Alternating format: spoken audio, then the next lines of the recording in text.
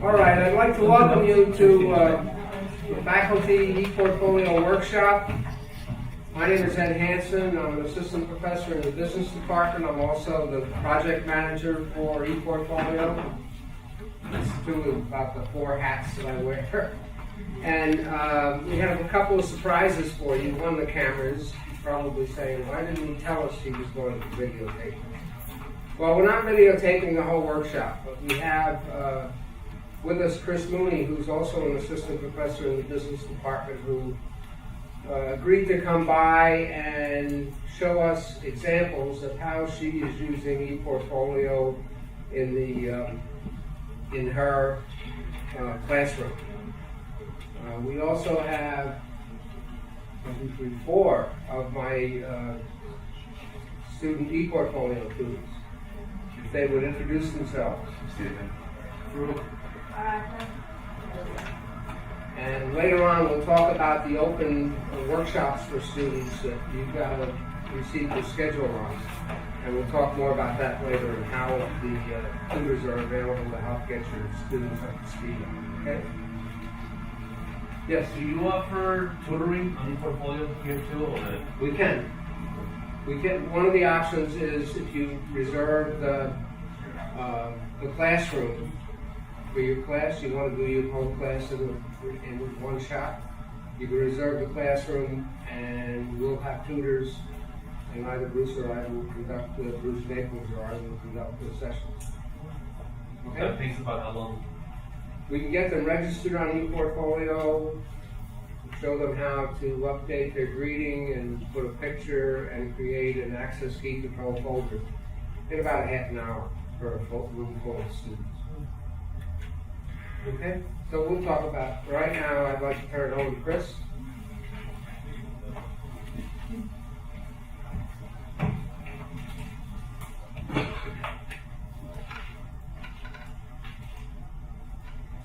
Good morning. I'm Christine Mooney. I'm a faculty member in the business department. I've been using ePortfolio. This is my 3rd year implementing ePortfolios in my course. If you have any questions, stop me as I go. Okay, this is just meant to be very informal. And again, the one thing I should say from the start is that since I have began using ePortfolios in my course, every semester the way that I'm using them changes. And based upon the feedback that I get from my students every semester, I also change the way that I'm using it.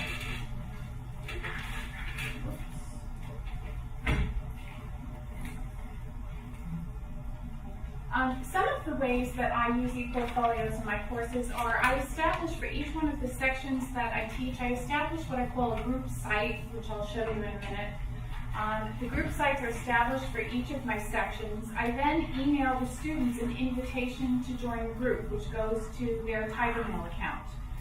And then the group site provides several useful functions. Okay. This is an example. You have the PowerPoint in front of you also. This is my ePortfolio page. And then over on the left-hand side, there is a link that allows you to create groups. So every semester, what I've been doing for the past year now is I will, at the start of classes, you can see the dates that the groups were created. I will create a group for each one of the sections of teaching. I have 3 finance sections which I teach and 1 fully online management course. And so these are the 4 groups that I'm running in this particular semester. Okay, it's very easy to create a group. You create a group. You can then go in and use the students' email addresses to invite them. It sends them an invitation to actually join the group. This then is the homepage, for example, for one of my groups. This is my BU 201 online class. And what we have on the left are some of the functions that I will use with the students. If you click on members, it will give you the members. I use it for announcements. And again, it gives each one of my sections. It also includes, which I find very important, a footprint page. So I can see when the students are actually logging in and what they're logging in to see. So it's very useful to me if they email me with a question that I can respond to them because I know where they've been and what they're looking at. The group site can be used to create individual folders for posting and uploading files. It also has a chat function which allows students, I use it for classroom review. I also provide an optional review the night before an exam, and I set a time with the students when most of them can log in, and then we will log on and chat and use that to review. It serves two functions I found. One, the chat is recorded and archived, so even if students are at work or they have evening courses and they can't necessarily log on at the time, they are able to then log in and actually look at the chat. For example, with my online course this semester, it's the first time I'm offering it, even though it's supposed to be asynchronous, one of the things I found is the students need help, and they need to know that once a week they can log in and talk to somebody. So we, once a week, log in and we talk. And this is a sample of the kinds of things that the students will ask. You know, I copied one of the questions. They're asking about me grading their initial writing assignments in their ePortfolio. So I'm saying I graded some, but not all. All right. And then, you know, we went in to talk about the e-lectures. I'm telling them what they should be working on in terms of the chapter. Two things with the chat, particularly with this course, because it's an online course. It gives them an opportunity to communicate with me. But for my courses that meet 3 times a week in person, for students that are afraid to raise their hand in class and ask questions, or that are intimidated, or feel that a question is what they say, sometimes they'll use the word, it's a stupid question. Even though I encourage them to ask and I tell them there's no such thing, I find that the chat room provides a very useful function for them to communicate. Even though their names come up, I find that they are a lot more inquisitive in the chat room and will dialogue a lot more about the subject matter from the class in the chat room. The nice part is, as I said, if they can't log in, they can still log into the group site, if you're a member of the group, and they can look at the chat. So they can see the kinds of questions that were asked, the answers, and it gives them, again, the opportunity to see what we discussed. This is an example of the Dropbox from one of my groups. There are public files where anyone who's a member of the group can place files. There's a general files box, and then it allows me, as the group owner, to create other Dropboxes. So one of the first Dropboxes I create is a course materials box. I place my syllabus in there. I place my notes, which I give them, my PowerPoint slides for them in this Dropbox. The other thing that happens as the semester moves along is that I will then create Dropboxes for the groups. I break the students into groups and they work. This is a writing intensive course, and they work on group assignments. So it also gives them a public place, but still something private where they can also place files. This is an example of some of the files that are in here. PowerPoints from the first 2 chapters we covered, my syllabus. One of the students, I always ask for a student volunteer for the first informal writing assignment to place an example in the Dropbox so that the other students can get a sense of whether or not they're on the right page and if they're following the format. So this is an example of a student from last week who placed his first assignment in the group Dropbox for everyone to see. It's an assignment that I graded, that was well done, and is an example of a good writing assignment. I had a question that the file is a .x that the student had placed in there last week. I was working with another professor who was doing ePortfolio, and she couldn't open the .x. She was making me save it as 97 or something like that. Is that something maybe she would have had wrong on? Well, because we're doing it in the lab, I take my class into a lab. They were able to save it as a .x, but as the semester moves forward, thank you, that's an excellent question. I asked the students to save it as a Word 2003 or lower document, especially when they're working in groups, because not everyone has the same level of software.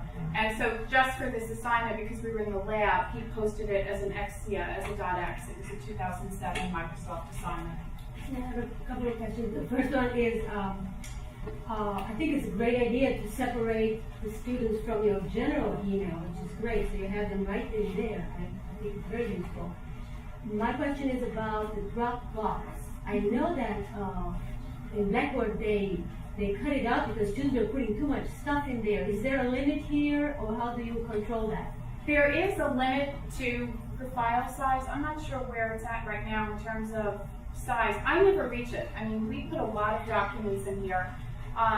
What they then often will do, and this is the benefit of it, because it's a writing intensive course, I have them work on the major assignment in groups.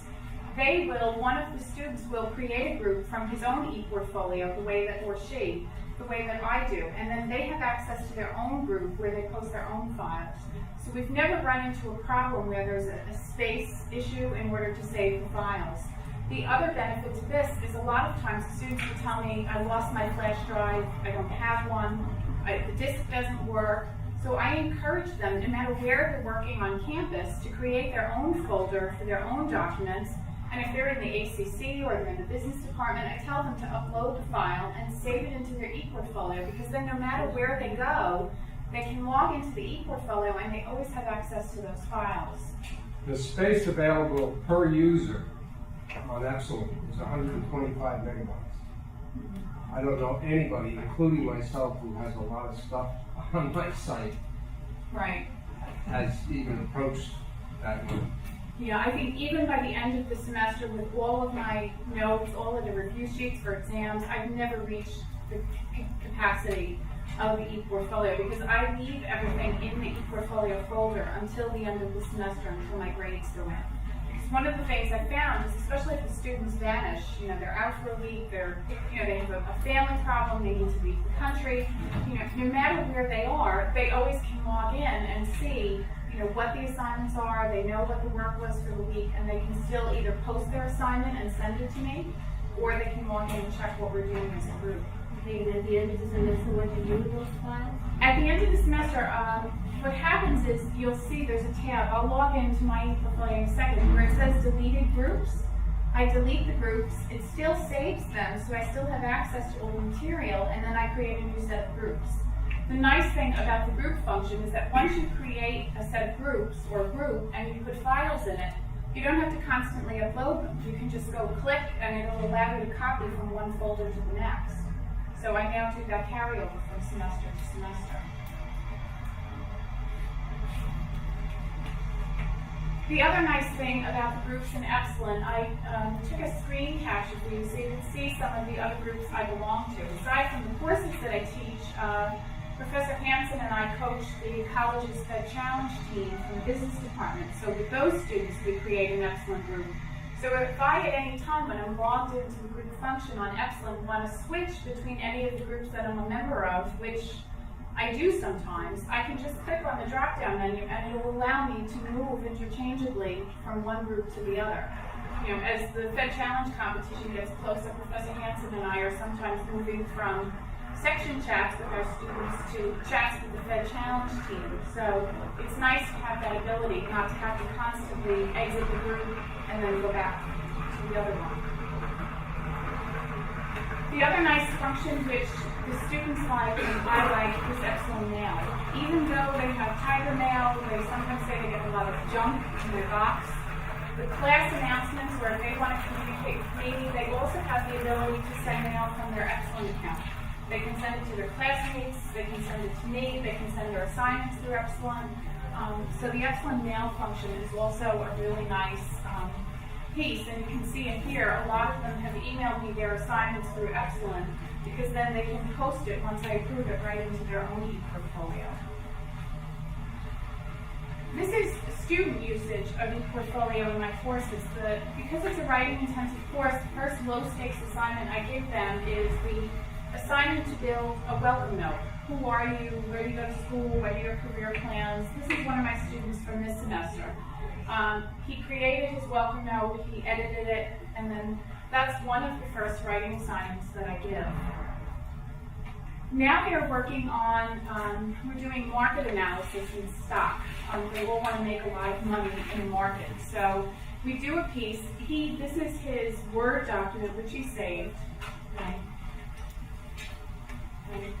The next step, after they complete the assignment in class, I have to say that one of the nice benefits of using ePortfolio is the usage of the ePortfolio tutors. I spoke to Professor Hansen, asked him if I could have an ePortfolio tutor to help me, because it's one of me and 25 students in these courses, so it becomes difficult sometimes helping them upload files. And Melissa has been working with my course, and she has been an invaluable asset for two reasons. One, because students like having a fellow colleague, and also because it helps in terms of being able to get them to the point where they can do some of this fun stuff. Excellent has a function called Share It, where it allows a member who places an assignment in their folder to invite one of their colleagues or one of their classmates to review their writing assignment. So after they complete the first kind of low-stakes writing assignment, I give them 2 names of their classmates who they invite to review it. And then what they will do is they will share the writing assignment. This is a market analysis assignment, and then it will actually get a rating, okay? It's meant to give them a chance to have a colleague look at the assignment before I actually grade it, and then to make changes to the assignment based upon the feedback. This was the feedback that Brian got from one of my other students. Gave full details for the first question, failed to answer the second part of the question. Very honest, and I try and encourage them to be as critical as they need to be. He still gave him, I think he gave him a B+ on it, but again, Brian, after he got the feedback from Thomas, went back into his assignment as a result of his colleagues' comments and answered the second part of the question and then submitted his final draft to me. So I found that, especially for a writing-intensive course, if they know that one of their colleagues is looking at their work and they can get some other kind of feedback, they really like it. And I enjoy it too, because they like having the chance to read what their classmates are doing. This is another example from one of my other students. Good work, some sentences were too short.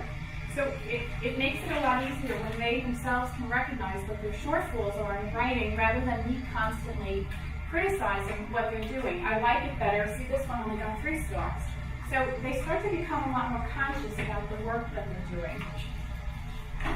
The other nice part is the showcase. And as the semester moves along, they have to do a major kind of informative presentation as part of their service learning. And I ask them to pretend that they have an audience coming in from the general public who knows nothing about the financial system in the United States.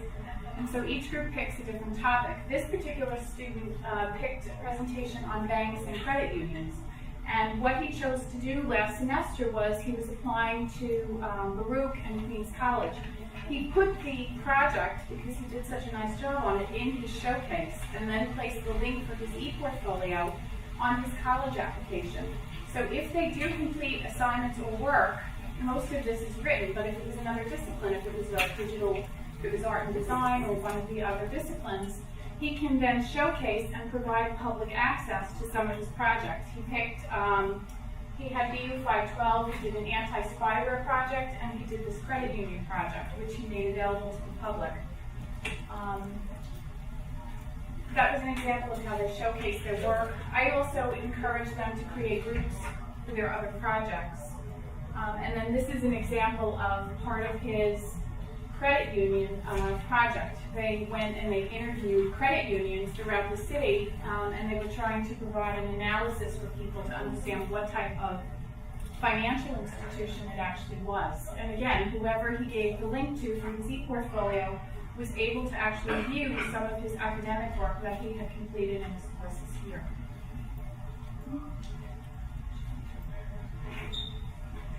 I have a question. Sure. So that means that somebody can access some of the work without having any portfolio account? Yes, the students provide what's called an access code, where the folders are locked, Right. and then they will provide the viewer with the code so that they're able to go in and look at their actual work. Sometimes they will make some of the files public. I encourage them not to, but there are some that do. But you can look somebody up on Epsilon, and if you don't have an account, it will allow you to search. May I ask you a question as a follow-up to her question? This access code would be necessary for people having or not having ePortfolio? We're going to do an example later on. Access code is a password that you can Right. assign to a folder or a function within your ePortfolio. And in order for people to get into that folder or function, they have to know the access code. And the individual that owns the ePortfolio site can change it at their whim.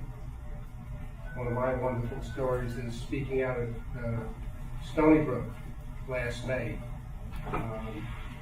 on ePortfolios. And I had 3 great ePortfolios, student ePortfolios I was going to use as examples.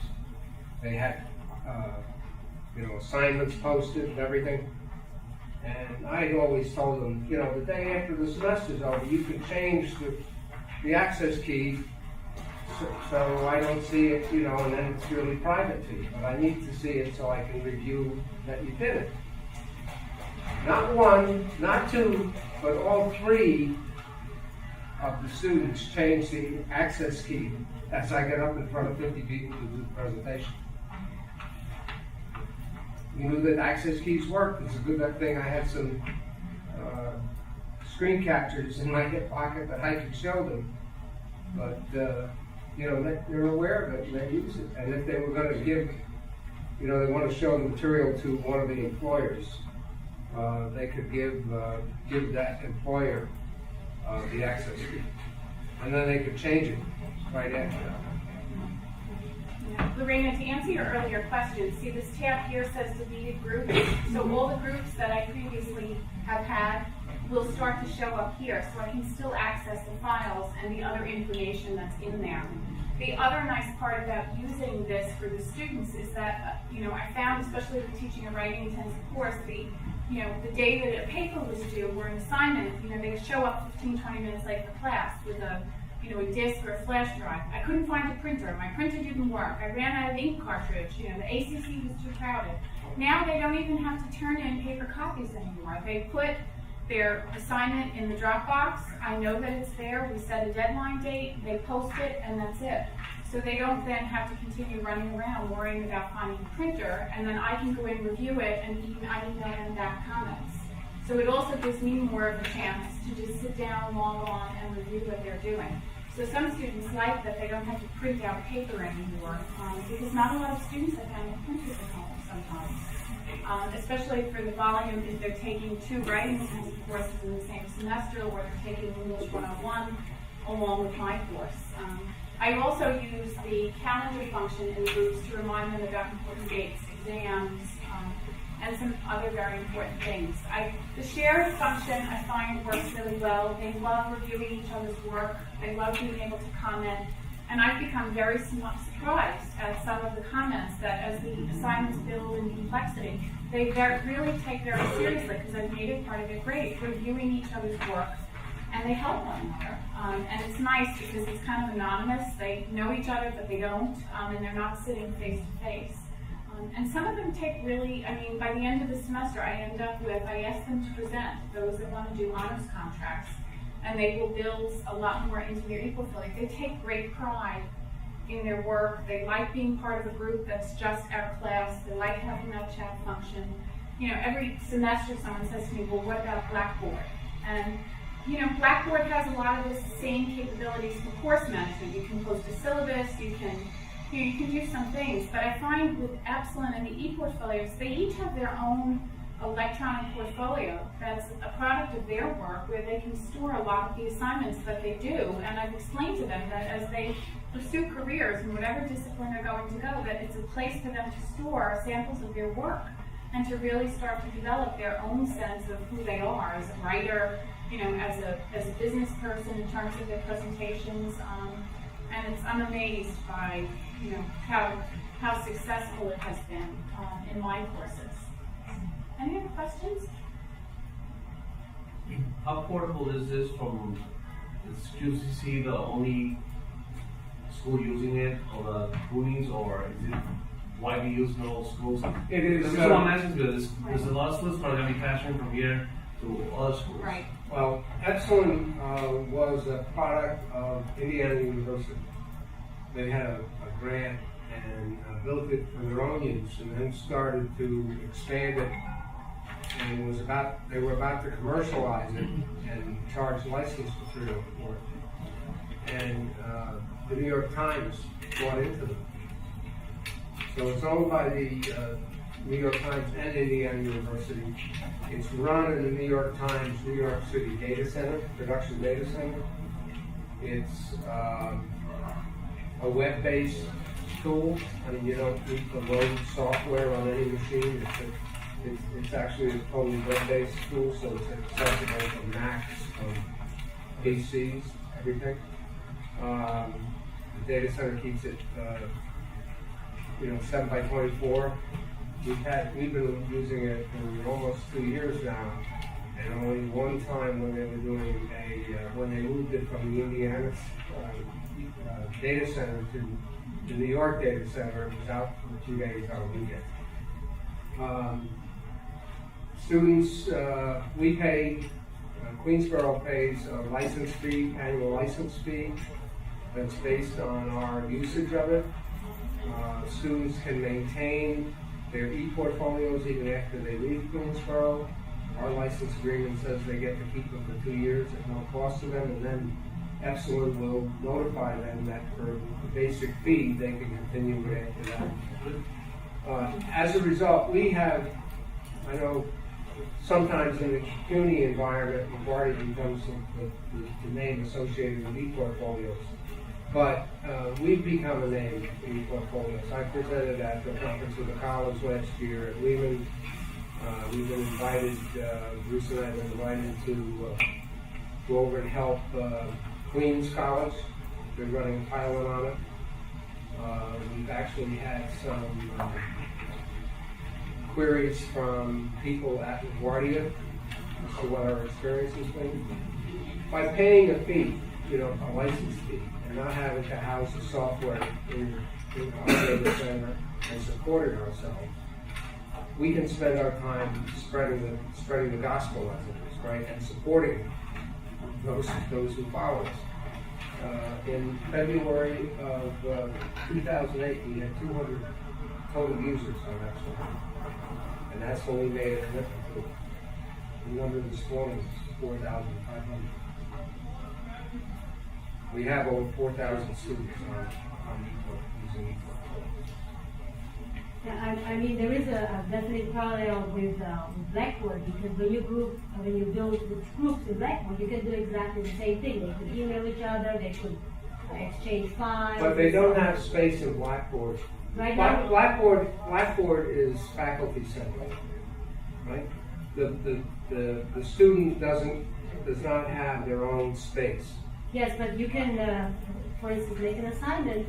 They will upload their file, and it's there in Blackboard, and then I, as a professor, go make the revisions and upload it back with the revisions, so that exchange can happen. But they can't keep a portfolio Not a of portfolio, their that's accomplishments, and that's the correct. difference. That's right? the big difference. You're right. I mean, the best of both worlds is if we had a link between the two. Right. And Blackboard is CUNY's adopted course management system. Right.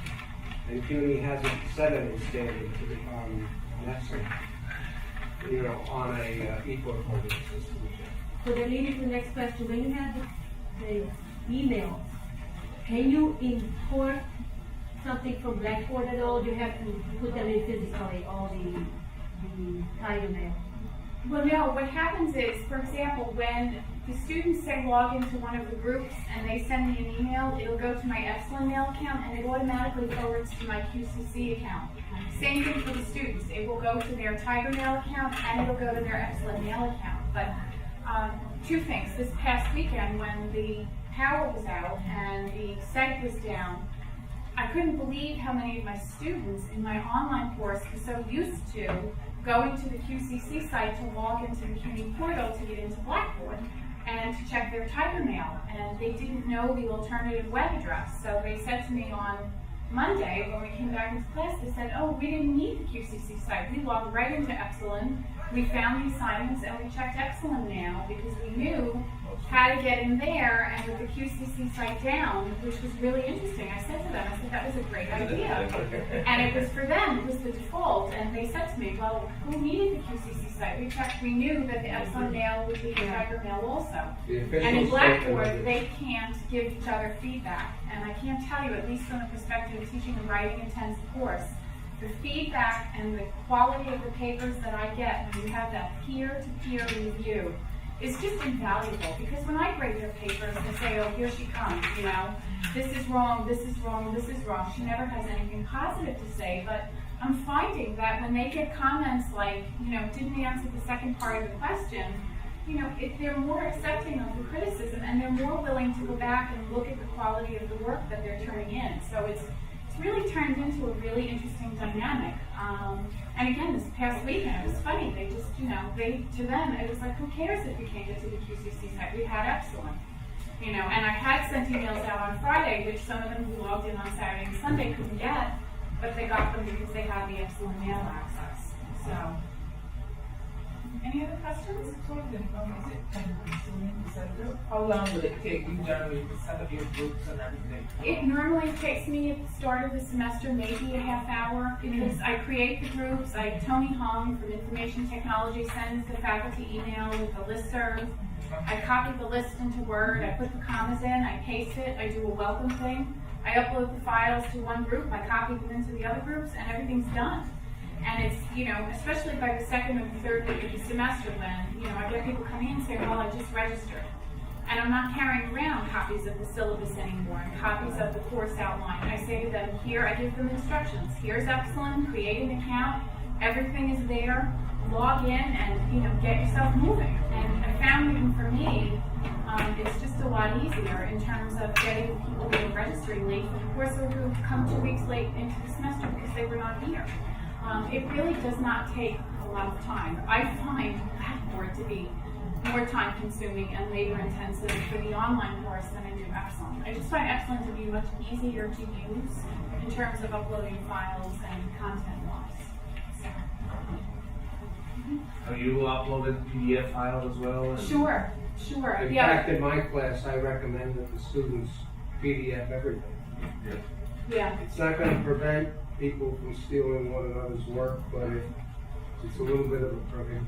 We'll just do an extra Right. typing exercise. Right. We have, in terms of types of files and links that you can do, I teach some programming classes within the CIS group, and I've also worked with other professors that have taught web page development courses, so the product of those students' work is a web page.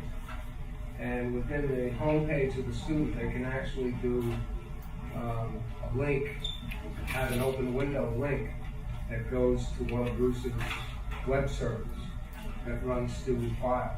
So within the Epsilon homepage for a student, they can demonstrate a full functioning web page, or they can demonstrate a full functioning program application. You can also upload video. Yes. And pictures, yeah. You can do links of Yeah, last semester had a group for their project. They decided how to get a mortgage. They wanted to inform people about who were buying real estate, all the steps they needed to do to buy real estate, and they decided to do a podcast. And it was amazing. They did such a great job on it, and they decided each of them wanted to use it for their ePortfolio, so they uploaded the podcast to their ePortfolios. And now, which they discovered about 2 weeks ago, which I didn't even know, if they have pictures they want to use, they can upload them directly to their Facebook pages. So it's really the way that Epsilon is evolving and the way that they're discovering that it's evolving. As I said, every semester I'm doing something different. They've already gone off and created their own study groups in 2 of my sections, and there's like 4 or 5 of them, and they chat online. I didn't encourage them to do that, but they said, can we create a group where it's just us and we study? I said, absolutely. Have you seen any drop off of student participation in attendance in class as a result of this? Or? No, I have found that my students are more engaged. They know that when my class does not normally meet in the lab, but I've made arrangements with the technician in the department. I said, where and when can you fit me into a lab? The days that we're in the lab and the days that we're doing assignments centered around their ePortfolios, they're more engaged than they are when I sit and I lecture. They're much more engaged in what we're doing, and they take the work much more seriously. So, because again, it's not just my ePortfolio, it's also something that belongs to them. It's not just a course site. They have the group site, but they have their own sites where they can build. And there's a social aspect of this that Blackboard doesn't have. And I think it's especially important in a community college setting where students don't spend a lot of time on campus once they leave the classroom.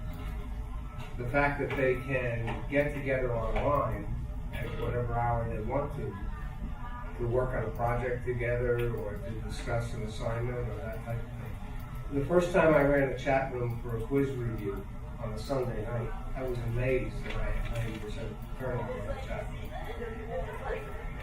And the rest of them said,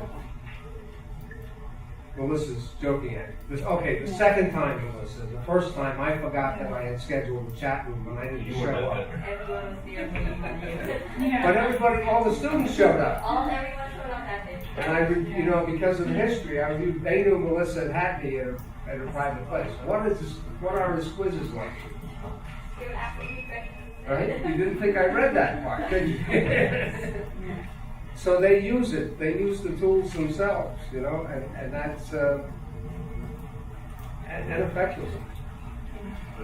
I actually don't use course time anymore in the classroom to review for exams. I now only will review for the exam online, so I'm not wasting classroom time going over material. I give them a sheet, I tell them to meet me in the chat room, and we chat in the chat room.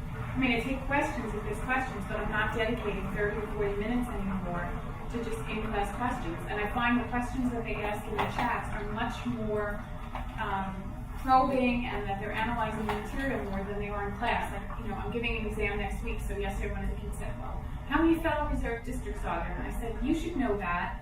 And if you don't, then wait for the chat room on Wednesday night and we'll talk about it. But it was funny because everybody knew that that's the way that it's going to work. And I would say I'm up to getting probably about 90-95% of my students who log in for the chats now. So, and like you said, I one time forgot. And they logged in and I wasn't there and they reviewed on their own. I logged in like an hour later and I wrote, I'm sorry, there were like 2 of them left, and they wrote, we reviewed without you.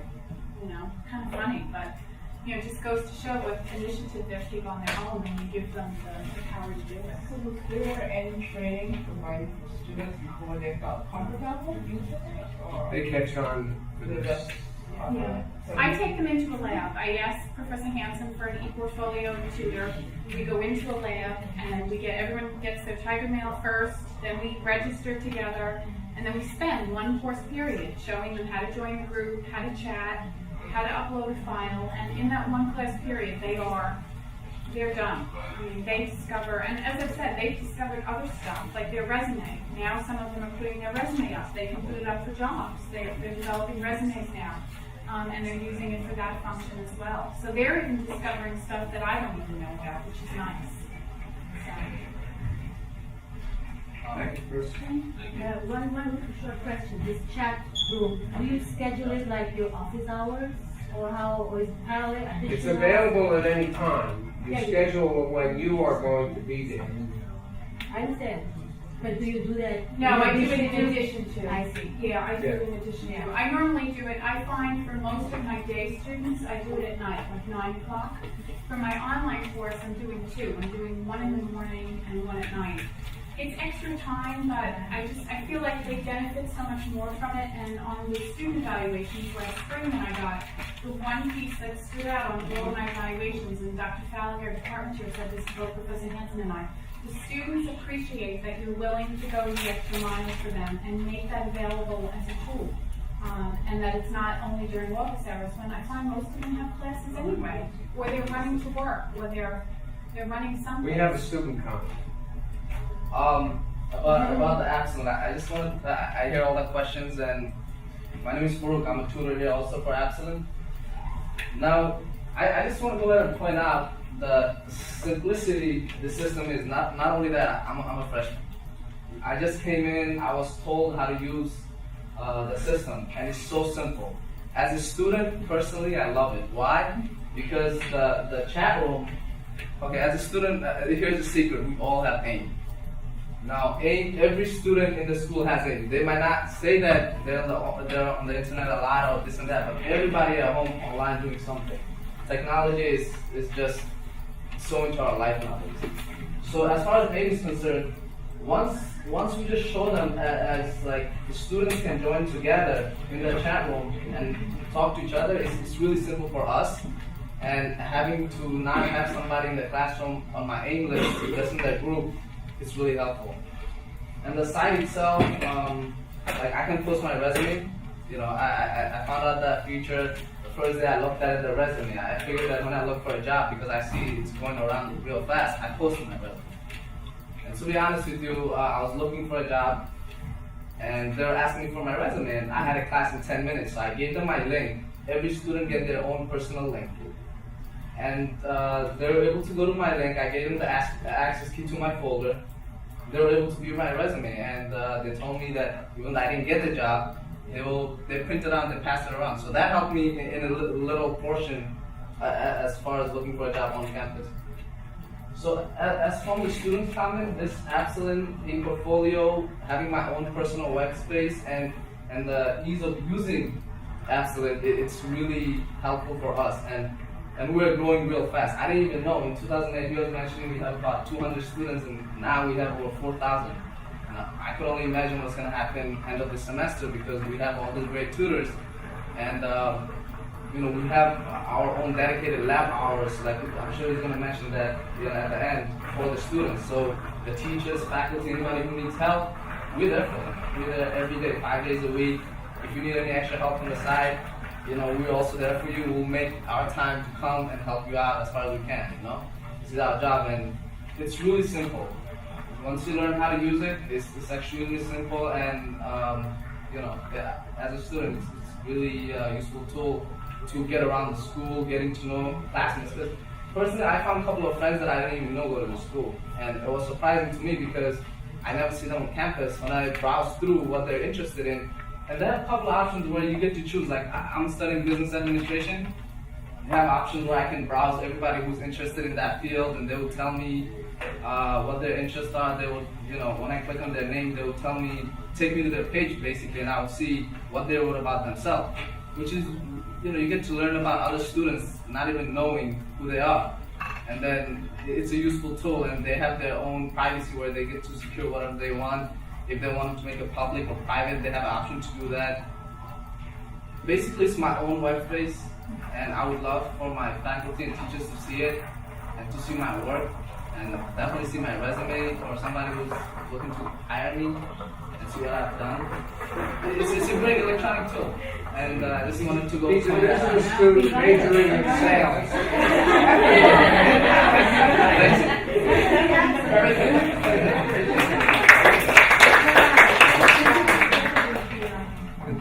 I think we're going to have the two of you back for future workshops in video.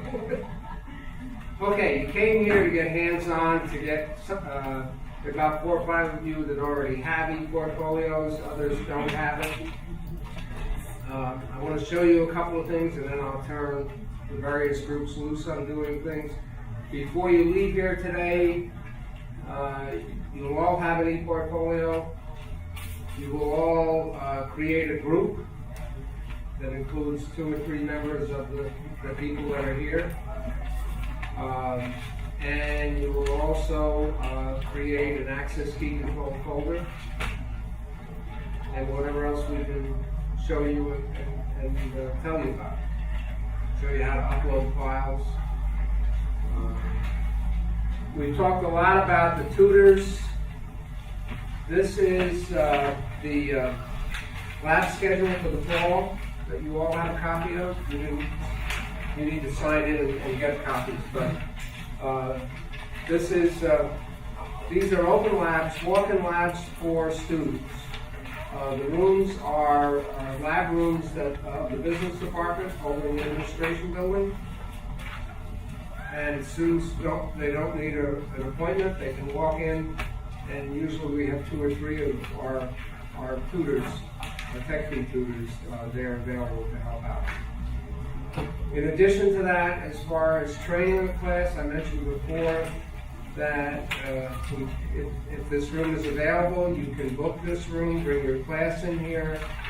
Bruce Staples and I will conduct it if you want us to. Our tutors are fully capable of conducting it as well. So, on a lot of occasions, when I can't make it, I send a couple of the tutors along. If we want to schedule a class, we talk to you or to you? You first, right? Talk to me, and I'll arrange for the lab to be scheduled and arrange for the tutors to be. So we need to give you our time slot. Yes. And sometimes if this is busy and we can get one of the business department labs that's available, We'll go and do that, like we arranged that. How many seats you have here? Because the one has 24. 27. Pardon? 27. We can fit them in. We jam them in. We did a new faculty orientation the week of the freshman first, and they told us we were going to have 22, and we had 31. Then a little overflow out there. We managed to do it. Bruce can also bring in laptops to connect to the network. So, we'll do it however, however you want to. Well, before we get started with the getting your hands on, all of the material that you see here, and except for the faculty evaluation form, and the schedule are located on our ePortfolio page. On the Queensboro page, if you click on the ePortfolio button, next week Christine's video will be here. Nice job.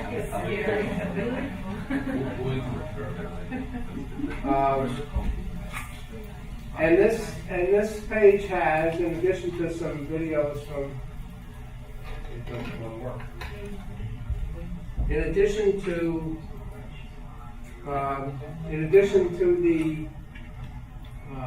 the videos, you see this was the September 1st number, and it's even a little further.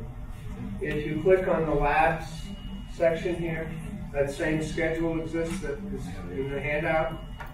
It's updated every semester. Students can go and get a handout on account creation, a PDF file that shows them screen captures. So those are the same handouts. Now, if you wanted to give the students an assignment, a written assignment that you want them to post to Epsilon, we have a shell. If you click on this one, it's not going to let me do it. Anyway, if you click on that link, this is a document that you could take and this one here, ePortfolioizing an assignment, which gives the student instructions on how they create a folder and an access key control folder. Thank you, Chris. And these are all kept up to date to the most recent versions of Epsilon. And below are a bunch of other documents that Epsilon themselves have provided us on, using Dropboxes, forums, gradebooks. So there's a lot of material available out there. Okay? So, show of hands. How many do not have an ePortfolio account? Okay? And the rest of you do. A few of you do. I'm going to ask you to bear with us for about 15 minutes while everybody gets. On that same page, if you click in the upper right-hand corner on the Epsilon login, you will get a login screen like this. Okay, just move around here. Yeah, it says there's some problem. Okay. And then to register, you click register for an ePortfolio.